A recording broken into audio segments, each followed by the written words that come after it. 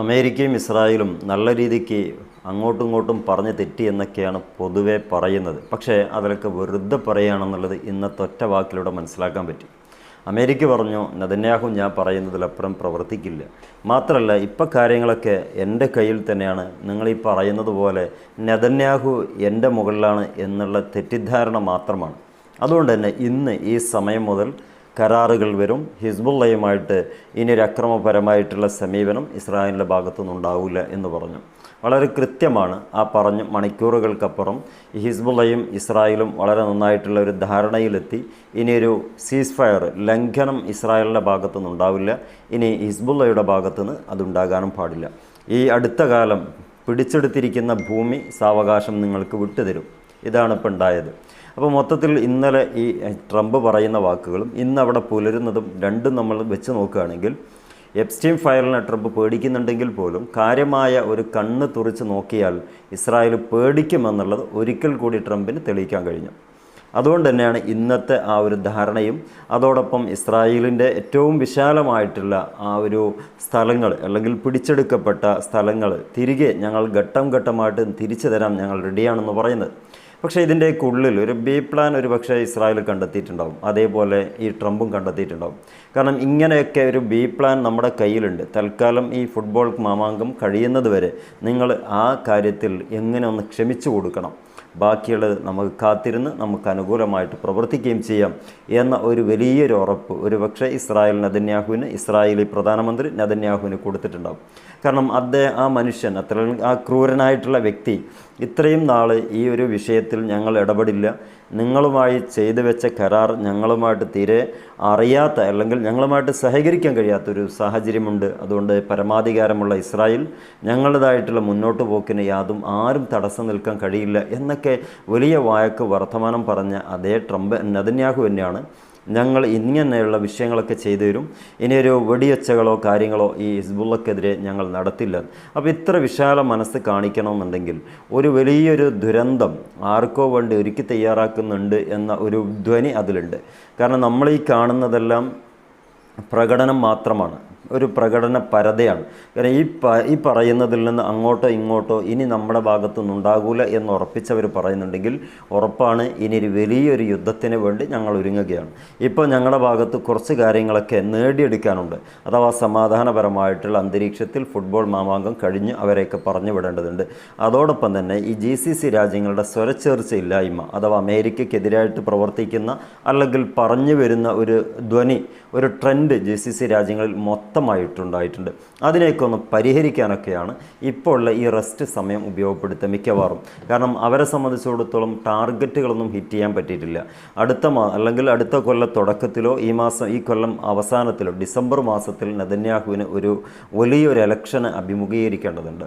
നേരത്തെയുള്ള പ്രധാനമന്ത്രി തന്നെ പറഞ്ഞു, ഇപ്പോൾ പ്രതിപക്ഷത്തിരിക്കുന്ന ആളെന്നെ പറഞ്ഞു, അടുത്ത വർഷം ഞാനായിരിക്കും ഈ രാജ്യത്തിൻ്റെ പ്രധാനമന്ത്രിയാകുക. അതൊക്കെ വലിയ തോതിൽ ഈ നെതന്യാഹുവിനെ വലിച്ചുഴക്കുന്നുണ്ട്. അതുകൊണ്ട് എന്തെങ്കിലും ഒരു തീരുമാനമാക്കണം എന്നുള്ളത് നെതന്യാഹുവിൻ്റെ പക്ഷം ഉള്ള ആളുകളൊക്കെ പറഞ്ഞു വരികയും അതിന് ഇന്നത്തെ ഈ താൽക്കാലം പിന്മാറ്റം നമുക്ക് വളരെ ഉപകാരപ്പെടുമെന്നുള്ള ഒരു ഒത്തുതീർപ്പിലേക്ക് അല്ലെങ്കിൽ ഒരു ചർച്ച അവസാനിപ്പിക്കുന്നിടയ്ക്ക് എത്തിയിട്ടുണ്ട് എന്നുള്ളതാണ്. കാരണം അവരെ സംബന്ധിച്ചിടത്തോളം വരാനിരിക്കുന്ന ഇലക്ഷനിൽ വിജയിക്കണമെന്നുണ്ടെങ്കിൽ യുറേനിയത്തെ ഞങ്ങൾ അവിടെ നിന്ന് ഫലമായി പിടിച്ചെടുത്തുകൊണ്ട് മറ്റു രാജ്യത്തേക്കോ അമേരിക്കയിലേക്കോ കൊണ്ടുപോകാൻ ഞങ്ങൾ സഹായിക്കും. അവിടെയുള്ള റെജീം ചേഞ്ച് നമ്മൾ പെട്ടെന്ന് സാധ്യമാക്കും. ഇത് രണ്ടും പറഞ്ഞിട്ട് ജനങ്ങളെയൊക്കെ അങ്ങേയറ്റം തരിപ്പിൽ കയറ്റിയിട്ടാണ് ഈ യുദ്ധത്തിന് പുറപ്പെട്ടത്. ഈ നെതന്യാഹു സർക്കാർ ഇത്രയും നാൾ ഒന്നും ചെയ്തിട്ടില്ലെന്ന് മാത്രമല്ല, ഈ പറഞ്ഞ രണ്ട് കാര്യത്തിൻ്റെ 7 അയലത്ത് പോലും എത്താൻ അവർക്ക് സാധിച്ചിട്ടില്ല. ആ ലെവലിൽ ഇനിയൊരു ഇലക്ഷനെ സമീപിക്കുമ്പം അവരുടെ ജനങ്ങൾ അഥവാ പൗരന്മാർ ഈ വിഷയം ഉയർത്തി കാണിക്കുകയും ഈ നെതന്യാഹുവിന് പരാജയപ്പെടാനുള്ള എല്ലാ സാഹചര്യങ്ങളും ഒരുക്കാൻ ഈ 2 വാക്കുകൾ അല്ലെങ്കിൽ ഈ 2 വാദമുഖങ്ങൾ മാത്രം മതിയാവും. അത് നന്നായി പേടിക്കുന്നതാണ് ഇന്നത്തെ സ്മോട്ടിച്ചും അതുപോലെ തന്നെ മിറ്റമിരും അതേ ആ ബെൽറ്റിൽ വരുന്ന ബാക്കിയുള്ള ആളുകളും. അതുകൊണ്ട് ഈ വിഷയം ഇപ്പം കത്തിക്കാളി നിൽക്കുന്നിടത്ത് നിന്ന് അല്പം ഒന്ന് തിരിതാഴ്ത്തി വെച്ചിട്ടുണ്ടെങ്കിൽ ഇനി 60 ദിവസത്തിന് ശേഷം അല്ല 45 ദിവസത്തിന് ശേഷം വലിയൊരു യുദ്ധമുഖത്തേക്ക് കൊണ്ടുപോകാനുള്ള ശ്രമം ഈ ട്രംപും ആവിഷ്കരിക്കുന്നുണ്ട്, അതേപോലെ തന്നെ നെതന്യാഹുവും ആവിഷ്കരിക്കുന്നുണ്ട്. ട്രംപിനെ സംബന്ധിച്ചിടത്തോളം അവർക്ക് മിഡ് ടൈമായിട്ടുള്ള ഒരു ഇലക്ഷൻ വരുന്നുണ്ട്. അവിടെ ഡെമോക്രാറ്റിക് ആണോ അല്ല റിപ്പബ്ലിക്കൻസിനാണോ മുൻതൂക്കം വരിക എന്നുള്ളതൊക്കെ ഈ യുദ്ധത്തിൻ്റെ കാലച്ചകൾക്കനുസരിച്ചായിരിക്കും. കാരണം ഇന്ന് വരെ ട്രംപ് പറഞ്ഞ വാക്കുകൾ പാലിക്കപ്പെട്ടിട്ടില്ല. അവിടെ ഒരുപാട് പണപ്പെരുപ്പത്തിൻ്റെ വിഷയങ്ങൾ പോലും പരിഹാസ്യമായിട്ടാണ് ട്രംപ് കാര്യങ്ങൾ കണ്ടിട്ടുള്ളത്. കാരണം ഈ പണപ്പെരുപ്പം എനിക്കിഷ്ടമാണ്. കോടിക്കണക്കിന് ഡോളറുകൾ വില വരുന്ന ബാരലുകൾ നമ്മുടെ നാട്ടിലേക്ക് ഇപ്പം ഏതാനും ദിവസങ്ങൾക്കകം എത്തുമെന്നൊക്കെ അതെത്തലോടുകൂടി നമ്മുടെ പെരുപ്പങ്ങളൊക്കെ ഒരു പരിധിവരെ നമ്മൾക്ക് താഴ്ത്തിക്കെട്ടാനൊക്കെ പറ്റുമെന്ന് പരിഹാസ്യരൂപേണയും എന്നാൽ സീരിയസ് ആയിട്ടും പറഞ്ഞ ആളാണ്. പക്ഷേ കോടിക്കണക്കിന് ബാരലുകൾ ഇന്നും അവിടെ എത്തിയിട്ടില്ല. കാരണം ഈ ഇറാനോട് അത്ര കണ്ടിട്ട് നിൽക്കാൻ കഴിയാത്തൊരു സാഹചര്യം അമേരിക്കയ്ക്ക് ഉണ്ടായിക്കഴിഞ്ഞു. ഇത്തരം സാഹചര്യങ്ങളിൽ നിന്ന് ഇനിയൊരു വലിയൊരു മുന്നേറ്റം നടത്താൻ വളരെ പതുങ്ങിയ രൂപത്തിലുള്ള അച്ചടക്കപരമായിട്ടുള്ള ഒരു മുന്നൊരുക്കങ്ങൾ ഇസ്രായേലും അമേരിക്ക നടത്തുന്നു. ഇന്ന് കാണുന്ന ഒച്ചപ്പാടുകളും ബഹളങ്ങളും ഇല്ലായ്മയെ നമ്മൾ വലിയ രൂപത്തിൽ സമാധാന പ്രക്രിയയ്ക്ക് ലോകം സാഹചര്യമായിട്ട് പരിണമിച്ചിരിക്കുന്നു എന്നൊക്കെ പറയുമ്പോൾ വെറും നൈമിഷികമാണ്. ഇന്നത്തെ ജെഡി വാൻസിൻ്റെ ഒരു വാക്കുണ്ട്, ഞങ്ങൾ എന്നും വിജയിച്ച ആളുകളാണ്, ഇനി വിജയിക്കുക തന്നെ ചെയ്യും, വിജയം ഞങ്ങൾക്കെന്നും അവകാശപ്പെട്ടതാണ് എന്ന ഈ 3 വാക്കുകളിൽ ഇത് ഞങ്ങൾ വിജയിച്ചിരിക്കുന്നു. അഥവാ ഇപ്പം നിങ്ങളീ പറയുന്ന പരാജയം ഞങ്ങളെ വിജയമാണ്, ഇനിയൊന്നും വിജയിച്ചു കൊണ്ടേയിരിക്കും, നിങ്ങളെ ഇനിയും ഞങ്ങൾ ആക്രമിച്ച് കീഴ്പ്പെടുത്തി ഈ ഒപ്പിൻ്റെ ഒക്കെ വില പലിശ സഹിതം ഞങ്ങൾ വാങ്ങിക്കും എന്ന അരിശത്തോടെയുള്ള വാക്കുകൾ അതിൽ നിന്ന് കാണാൻ പറ്റും. അപ്പോൾ ഇപ്പം ഗതികെട്ടിട്ട് ഞങ്ങൾ ഒപ്പുവെക്കുന്നത് എന്ന് തെറ്റിദ്ധരിക്കേണ്ട. ഞങ്ങൾക്ക് ബി പ്ലാൻ ഞങ്ങളുടെ കൈകളിലുണ്ട്. അത് നിങ്ങളെ നെഞ്ചത്തേക്ക് തന്നെ ഞങ്ങൾ പ്രവർത്തിപ്പിക്കും. അതിനു മുമ്പായിട്ട് ഒരു തമാശക്ക് നമുക്കൊന്ന് ഒപ്പിടാം. കാരണം നമ്മുടെ കയ്യിലുള്ള ചില കാര്യങ്ങളൊക്കെ വളരെ സമാധാനത്തോടുകൂടെ കാര്യങ്ങൾ മുന്നോട്ട് കൊണ്ടുപോകാൻ സാഹചര്യങ്ങൾ ഒരുക്കേണ്ടത് ഞങ്ങൾക്ക് മാത്രം ഉത്തരവാദപ്പെട്ടതായിപ്പോയി, അഥവാ ഫിഫ വേൾഡ് കപ്പ്. അതുകൊണ്ടാണ് ഞങ്ങൾ ഈ ലെവലിൽ ഈ 14 പോയിൻറ്സും അംഗീകരിച്ച് ഞങ്ങൾ ഈ ഒപ്പുവെക്കുന്നത് എന്നായിരിക്കാം അതുകൊണ്ട് ഉദ്ദേശിക്കുന്നത്. എന്താണെങ്കിലും ഇസ്രായേൽ അതുപോലെ ഈ ട്രംപ് എന്ന് പറയുന്ന 2 ശക്തികൾ അല്ലെങ്കിൽ 2 കരിമൂർഖന്മാർ, ക്രൂരന്മാർ, ഇത് 2 തട്ടിലാണെന്ന് പറയുന്നുണ്ടെങ്കിൽ അത് വ്യാമോഹം മാത്രമാണ്. അവർ ഇൻറ്റേർണലായിട്ട് വളരെ നന്നായിട്ട് കാര്യങ്ങളൊക്കെ മുന്നോട്ട് കൊണ്ടുപോകാൻ എന്നും എപ്പോഴും ചെയ്യുന്നത് പോലെ ഇന്നും ചെയ്തുകൊണ്ടേയിരിക്കുന്നുണ്ട്.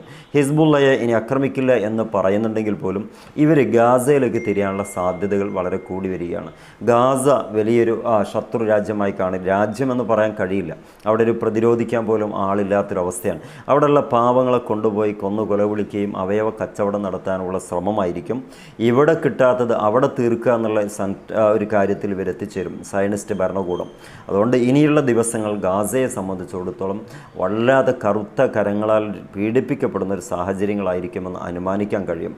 എന്താണെങ്കിലും ഈ 60 ദിവസത്തെ കരാറിൽ ടെമ്പററിയാണ്, MOU ആണ്. അഥവാ അവർ പറയുന്ന കാര്യങ്ങളിൽ താൽക്കാലികമായിട്ടുള്ള ഈ നിയമങ്ങളൊക്കെ 60 ദിവസത്തേക്ക് നിലനിൽക്കുന്നതാണ്. അതിനുശേഷം നമുക്ക് മറ്റ് ചർച്ചകളുമായി മുന്നോട്ട് പോകാം എന്നാണ് പറയുന്നത്. കാത്തിരിക്കാം നെതന്യാഹുവിൻ്റെ ഈ മനംമാറ്റവും ഈ അമേരിക്കയുടെ ഒളിച്ചുകളെയൊക്കെ എത്രത്തോളം എങ്ങോട്ട് ഈ ലോകത്തെ നയിക്കുമെന്നത്. മറ്റൊരു വീഡിയോയിൽ കാണാം. സപ്പോർട്ട് ചെയ്യുക, സബ്സ്ക്രൈബ് ചെയ്യുക. Wish all the best. Good bye.